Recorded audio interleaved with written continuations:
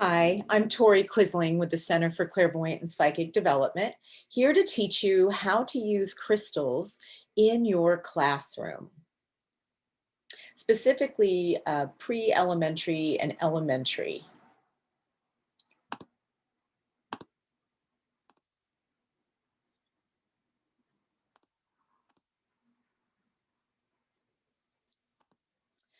Currently, I own and started the Center for Clairvoyant and Psychic Development. I teach all things metaphysical. I have over 30 topics and workshops that I teach to teenagers and adults through Zoom and in person in New York, but through Zoom. And I have over 30 years experience teaching and 15 years as an elementary school teacher. So I had my own classroom. Right before taking my first assignment as a classroom teacher in elementary school in California, I spent a couple years studying and training at the Berkeley Psychic Institute and actually working for them as a teacher and a spiritual pilgrimage leader. So I've been all over the world pursuing my spiritual love, but also love teaching children in classrooms. So when I took my fifth grade assignment in California, I brought all of this spiritual background with me, metaphysical, psychic background. So I did my best to integrate it into a public school classroom, which worked very well. I won all sorts of awards for my innovative, creative teaching style, and the children just loved it. So I use crystals a lot in my classroom, and I'd like to share that with you. So today we're going to go over some crystal lessons. There's 5 lessons that I'd like to share with you. And just to note, with crystals in the classrooms, it's very important that you don't bring in crystals that you find precious and special that you have in your bedroom in your house and you bring them into the classroom. There's crystals for the classroom and there's crystals for your home. So if you're like me and you love crystals and you've been collecting them for years and you found your favorite labradorite, your favorite quartz, rose quartz, something that's precious to you, that's expensive, keep it at home in your house. We're not going to use crystals in the classroom like we would at home, setting the energy, feng shui, all those things we think of when we use crystals in our house. That's a different lesson, and I do teach that lesson as well. When we're in the classroom with children, we want to bring in inexpensive crystals like quartz, tumbled stones. I've found plenty of inexpensive crystals that kids can touch, they can feel. We're going to be letting children handle them, love them, and they can get broken. And it's okay because they go from 1 crystal to 2 crystals. It's okay. We treat the crystals in the classroom with respect. They're like the class pet. We have stories affiliated with the different crystals. We feature the crystal in a lesson so that when they see that crystal, they think of the lesson. And the crystals will serve as partners for you to help the children love themselves, come out of their shells, enjoy the community of their classroom. So you're going to choose crystals that become part of the classroom community. If for some reason they break, they disappear, they get scratched or chipped, it doesn't matter. They're part of the classroom, though we do teach respect of them. I don't want you bringing in precious stones that you find personally valuable and then get upset. Think of them as part of your science center, but these crystals will have special stories from the lessons I'm going to show you today.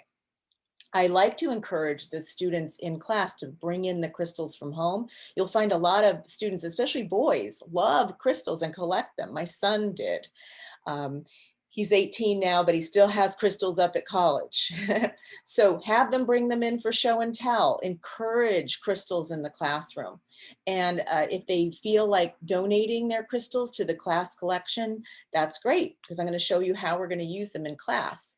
I find crystals are great to use in mindfulness lessons, character lessons, quiet time area, class circle, class meetings. And different things that we're going to be checking today. Now, in your classroom, these crystals really help what we call the sensitive children in the class.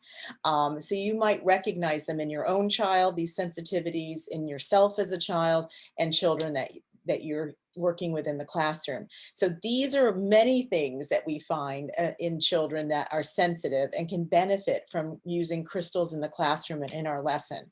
So I'll read a few of them here. They're wise beyond their years. They see and hear everything. So they may be your best listeners. Very quiet and shy. Maybe they don't speak much, but we know they speak at home. Crystals can be very helpful in this way. They show an unusual interest and attachment to certain toys and certain books, certain characters. They get anxious in group situations. They can be sad and withdrawn. They ask a lot of questions about other worlds, angels and spirits. Now, this may be more at home with a child at home, or the parents of your student might tell you that their child is interested in these things, or they read books about it. They draw pictures of these things. They enjoy nature, animals, and crystals. They may talk about having unusual dreams. They can be very gullible and trusting, so they get teased a lot. They can feel sad for other people. They have a real empathy for others. They may be obsessed with another time period, talking and reading about another time period. So they may still be in their past life. They enjoy stories about the magical realm, Narnia, Harry Potter, unicorns, heroes with special abilities. They're great at figuring out what other people are like. Even if they've just met them, they may tune in to an adult that comes into the classroom, or somebody else in the class. They can discuss a past life. If you're studying history, they seem to know a lot about it before you've even taught them. I found a lot of students like that, but I have lessons that help bring that out so that we're not starting from scratch. They already have some information. And if when we're in a public school, we don't call it these things like past life. We'll just call it a memory, an emotional memory, a feeling. We don't use the metaphysical terms because, for obvious reasons, in public schools. If they have they may be really sensitive, they cry a lot, or they cry when others cry. They can have a special connection with a pet, and they talk about this pet. They can predict something, and they can report things from their dream. They communicate with imaginary friends. They're afraid of the dark or afraid of going to sleep. They have a lot of creativity more than others. And they may even talk about seeing auras, especially if you're working with really young ones. They can talk about colors around someone. If you ask them about colors, they'll tell you what color you are. It's amazing how much children know and how much gets programmed out of them just through our school system and living in our culture. My philosophy is that we want to see these children we're working with as having these wings. They're very special, unique spirits that come with so much information and knowledge, and they just want to be seen for who they really are. So I love this quote here: "The biggest atrocity of all is to indoctrinate our children into a system that does not value their creative expression nor encourage their unique abilities." When we get into public school, what happens is that we get these cookie cutter lessons, and we get curriculum where everybody has to be the same, get the same scores, state the same answers. We want to be able to have a curriculum that allows for students that are extremely sensitive, like in that list I just read, to feel seen and heard and valued, because they might get lost in the academic structures. So crystals can really help with this if you incorporate some of these ideas into your lessons. As a teacher, you want to make sure your inner child is stimulated. You have to be filled with curiosity and wonder. And in elementary school, especially the lower grades, this is pretty natural. You're reading about imaginary characters and feeling creative with colors. As you get into the upper grades, and I taught fifth grade, my goal was to keep my sense of curiosity and wonder open. And actually, all my training to be a psychic and a clairvoyant is to be curious and to wonder, because that's how we can get answers, spiritual answers and true answers, through curiosity and wonder.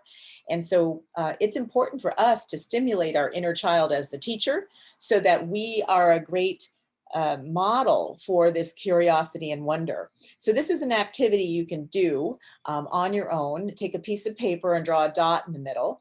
And then take your non-dominant hand and start to doodle around the dot. So if you're a right-hander, a dominant, use your left hand and doodle around the dot.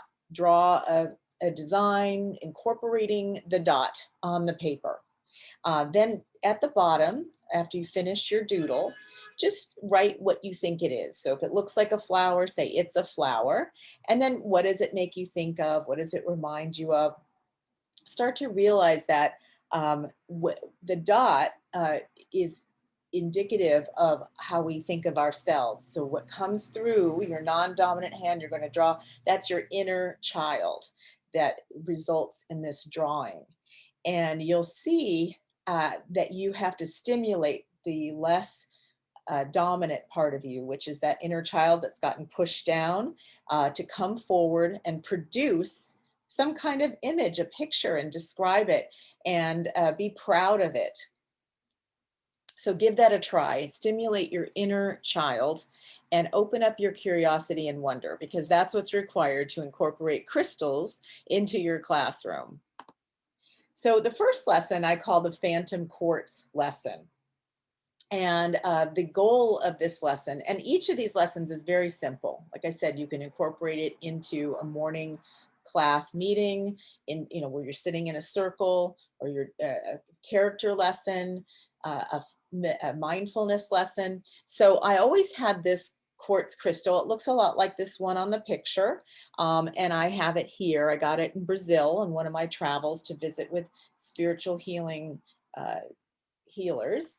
And this has a phantom inside of it, just like in this picture. And so what I tell children, and I like to use this at the beginning of the year, is I tell them that this is a special quartz crystal.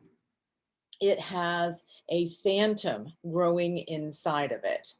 And if you look closely, you can see the ghost of itself inside the crystal. Now, students like anything that has a story attached to it, anything magical to it. So I choose lots of crystals that have magic to them, magical stories, a texture, something interesting. So they tend to like crystals different than we do. But if our curiosity and wonder is piqued, then we'll love it too as adults. Okay, so it looks like this. You can see that there's an impression of the crystal, like a ghost inside the quartz. And so what I say is that the way this grew in the ground, all crystals grow in the ground, and then someone digs them out so that they can be with us and they have messages for us. This one in particular, when it stopped growing, it left an impression of itself before it started growing again. So you can see all the ways that it grew. It got bigger and bigger and bigger. And right now, as a child, as a spirit, you have, well, in public school, you say your true self, your true person, who you are. They understand that is inside. I see you as your true self. I see each of you like I see this phantom quartz crystal. I can see your true self growing inside, and we're all like this crystal, something special inside, something true inside of each of us. It's not just what's on the surface, but there's something true growing inside. And each experience we have leaves an impression and helps us grow, but also gives us our beauty. All right, so I let the students, depending on the age of the students, then they can have ideas about it as well, and they get fascinated, they get excited. Now this one is a little more breakable, so I leave it on my teacher desk and explain that you have to ask permission to hold it. Maybe it's a reward for finishing early or having a quiet group. You can have it in your group and touch it and hold it, but it stays on my teacher desk. And if there is a sub in the classroom, we definitely don't touch this crystal if there's a sub in the classroom, because there's no teacher, I'm not there to get permission. Okay, so I love using that. You can find these phantom quartz these days online, but you can get them at a crystal store. They're shined up quartz crystals. I have other quartz just around the room. So I would have some rough cut quartz where it's just been dug out, rough quartz. It's great to have big chunks of quartz. This is a fairy quartz, and it has like this fur on it, and students love to feel textures. This is also a fairy quartz. It has just a texture to it. Students love to see that and touch that. This is a window quartz, so it's similar. If you can't find a phantom, you can find a window quartz, and so it's got occlusions and things to see inside the window. And then quartz crystal comes in clusters. So right now, this is 1, 2, 3 points. Each point in a crystal, I tell the students, is a spirit. Well, is a being, okay? And each point represents a being. So this is like a mom and a dad or 2 kids. It's like a family. And when you get a really big cluster of points, this is a big chunk with lots of clusters of points, then we have a whole city of spirits living together. So they have fun with that. They think, oh, and then if one breaks off one of these points, well, we just say that it needed to separate, go its own way. It's not a tragedy if the point breaks off. All right. And in metaphysics, this is true in quartz crystals and points. As an adult learning about crystals and the metaphysics of crystals is each point in a cluster represents a spirit in that crystal that you can communicate with. So this has a single point, one spirit in this crystal. And in the cluster, it's got several spirits. Each point represents one. So you'll have your background knowledge, and then you'll know how to talk about it in your public school classroom. The other lesson I like to do is to work with a geode. Now, a geode is something very ugly on the outside, and you find these in the Southwest, probably other parts of the country, but I found this one in Arizona. So it's together in this ugly mud rock. Okay, it has, usually they're a perfect ball, or they can be a little oblong, and then it opens up to form this beautiful crystal inside called a geode. Now, amethyst grows like this too, but it's usually in a really big size geode. But I like to take the ugly rock and open it up and see the beauty inside. So it's a very simple lesson, mindfulness, character development lesson, the beauty inside. So it's hidden inside. You wouldn't know there's so much beauty in this mud rock as this. And that's the story of who we are inside. And again, they love any kind of crystals that have something special about them, a story attached to them, a mystery, a surprise. And geodes are wonderful for that. You can order a box of geodes and have them break them as a class project outside on the asphalt. You can have them break them. Not every single one is perfect, but they'll break open and have these beautiful crystals inside. So when we find the beauty inside the crystal, and then, these will sit, if they're breakable, if you feel like you don't want them handling them too much, there's rules about handling them, but otherwise let them handle the crystals. They love to connect with them. They have so much power. And these geodes really are us being cracked open inside. And there is a story called The Golden Buddha. I found a YouTube link there that can be for children. Just watch it, see if it's appropriate for your school. But the Golden Buddha is a wonderful story. If you haven't heard it, it happened in Thailand. A giant golden Buddha was covered with mud. The monks covered it with mud when they were being invaded so that it wouldn't get stolen. It looked like an ordinary ugly statue. And then 100 years or so passed, and it was all forgotten about, and someone came upon this mud looking statue, and a chunk of it fell off, and they realized it was all gold underneath. And so we tell the story of how we get mud piled on. We're these beautiful beings who we are.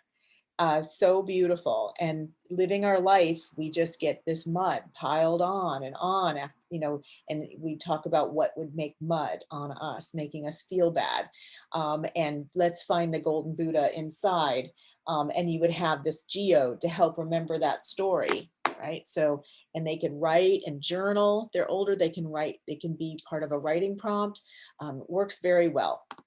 Another lesson that I like to use, remember, they like things with stories. So crystals that have stories, different than us adults, you know, we want it on the shelf and it's beautiful and it has energy. They like to have a story with their crystals. So pyrite is a really great story. It's called Fool's Gold. And it's gotten a little more expensive. It used to be pretty cheap. So I have and I was in California. So we have a lot of pyrite, Fool's Gold. And it's a great story about the gold rush in California. Um, People would rush to get gold, and pyrite forms near real gold, except this is a mineral and a metal, and it's not a metal, and gold is a metal. And so it's not gold, but gold can be inside of the pyrite rock as well in the crevices. So where you find pyrite, you're going to find gold, but you have to know the pyrite from the gold. And so it's really powerful to just have them see the difference between pyrite and gold. And I have gold flecks. And now it turns out pyrite is valuable. It's used in so many things that we use in our world. And I attached a video that's all about pyrite, but they just love to see, oh, I can see the difference between gold and pyrite. It was called Fool's Gold. People were fooled by it, especially the 49ers in the 1800s. And, but now it's used for abundance and prosperity. And it's really, it enlightens people just having it around, because it does contain actual gold inside, just hard to get it out. So students love to hear about that. And then another lesson I like to use is called crystal mandalas. So in my classroom, I had someone had donated right when I took my first teaching job a sand tray, and it was in the back of the room, built with shelves, and it was private, and it was a big, big table with sand in it and all these little figures. So I brought in my crystals. You can bring in the little tumbled stones, and you can have students donate their tumbled stones, contribute to it. So it doesn't have to be expensive, but beautiful colors, and they feel good. And if you can get some gold stone, students love gold stone. It's very shiny and sparkly and very healing. You know, we don't talk about the healing so much in the classroom, but you know the healing's taking place because you're a psychic teacher too. My son would always use gold stone to help his stomach at night. He had a stomach ache to go to bed, and he just would sleep with a stone on his stomach. He knew which ones help. And if you get black stones like obsidian and dark colors, they're very grounding. So if you have some kids that have trouble focusing and they have some anxiety, the darker the stones, the better. And these aren't expensive. You get dishes of small polished stones. And the way you can use them then is in a sand tray. Now, each student can get, you can cheaply buy these little trays and fill them with some light colored sand. And you'll see here, you can get dishes where they can grab colors and start to create their own mandalas. They learn about mandalas, which is a powerful geometric pattern, which is very focusing. This is very good mindfulness. It's very good for concentration and spiritual connection within. And so you can show them a video of monks. They make these amazing sand mandalas that are temporary. And you can watch videos of them. They're amazing. And then you would have each student make their own mandala. And then what I like to do is have a whole class mandala where we build it together with an intention. Now, they're temporary, but we can take pictures of them. So each student can have a picture of their mandala and a picture of the class mandala. And the way you make it is you choose a theme like world peace or love, or something that they're mindful of or discussing. And then you're going to create a pattern using the crystals, and shells are really great. I include shells in my crystal collection in the classroom. And then I have cards. These are just crystal oracle grid. They're called oracle grids, crystal oracle grids. So crystal grids. And there's a whole bunch of patterns that go. You can just get cards with crystal mandala patterns. And then you can get a big box of cheap selenite sticks. Selenite sticks are very cheap. I got several boxes of them.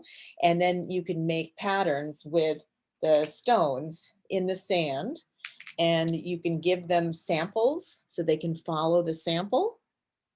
When I teach adults, they need samples. We all need samples. It doesn't just come out of our head. So give them samples. And then some students are extra creative and they don't need the sample. They just start designing it themselves. You'll see it's very calming, centering.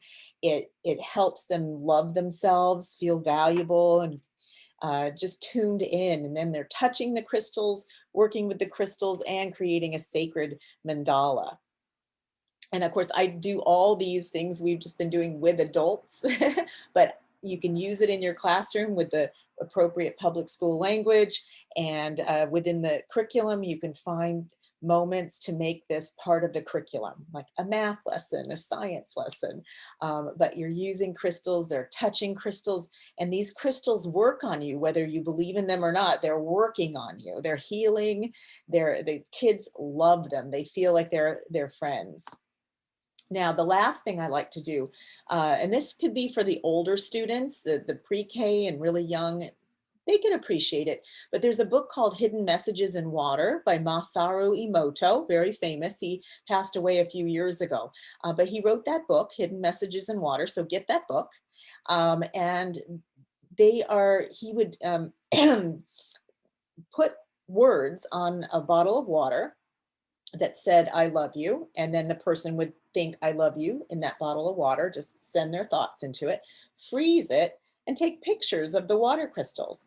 So the one on top is the water crystals, excuse me, responding to love and gratitude. And the one on the bottom were crystals that were, I hate you, you make me sick. And this is really a wonderful character development lesson, classroom community lesson, just very important lesson that students need to see. You know, our body's made out of water and our thoughts are having an effect on us. And Masaru Emoto took pictures of the effects our thoughts have on water, and we're made out of water. So we must be feeling the effects. So we'll find that crystals, you can see here on the bottom row, these are words like thank you and thoughts and words, love and gratitude, harmony. Look how nice and beautiful those crystals are when they're frozen and photographed. On top, very disorganized. And you can have the older students tell you what the difference is. And they'll say they're not organized, they're disorganized, they're scary. You fool, you disgust me, evil. You can see that it actually has an effect on us, our thoughts as crystals. So this is bringing crystals into the classroom as well. Okay, and I found this is a really helpful lesson. And I've even done this with 7th graders, my older students, but you know, 5th graders, they can do a lot. And here's some more examples. And they just love to see this. And then there's a book too, they can look through and reinforce it. Okay. Then another thing you can do with the younger students or even the older elementary is we can see more evidence of our thoughts turning into having an effect on our environment through plants. So this is a picture here. The plant on the left has the word hate. So everyone's supposed to go hate, hate, I hate you to that plant. And the word love on the other one makes us think love, love, love to that plant. And you can see, and it's important because you can make this your science lesson or science experiment. We need a control. So one plant has nothing written on it, right? So we know that, you know, that it's actually affecting the 2 plants. So this is a really great way to cross over crystals and water crystals into our thoughts, and then the way that our thoughts affect plants. That's another visible thing we can see. I've seen people do jars of a piece of bread in a baggie with a word written over it, and the bag with the hate word actually goes moldy faster than the bag with the love word on it. So you can see our thoughts can break things down. They're disorganized, they're destructive. And so students can really see that. And that's a transfer of talking about crystals and then including plants too. So I have a free crystal book that you can download from my website, because remember, it's important for you, the teacher, to understand crystals and appreciate what they're all about so that you can translate it appropriately in your classroom for the students. You know, use the language that we can use in public schools, but have as your own personal love for them, appreciation, observation of what the crystals can do in your classroom. I do teach over 40 different metaphysical topics. So that would be for you, and then deciding how you want to bring it into your classroom. I have another set of videos all about how to bring psychic topics into your classroom. I use pendulums. I found ways to do so that's telepathy. So students learn about telepathy. We do clairvoyance in the classroom. So these are all carefully integrated, disguised psychic lessons. Students love them. And it's a lot of fun for us, the teacher, too, when we're into psychic things and metaphysics. Okay. I also do private readings and psychic development, so you can get a reading with me if you have specific questions about your lessons or for yourself. And really, we're here to be ahead of these sensitive students. They need sensitive teachers that are developed, grounded in modeling how to manage our sensitive selves, so that these students can say, oh, there's an adult in my life that's managing her sensitive self. Yes. So I look forward to meeting you. And I hope you enjoy the lessons. Please email me if you've used the lessons and anything that happened, any questions you have. I'd love to hear all about it. All right. Till next time, great to meet you, great to see you, and hope you can use these lessons in your classroom.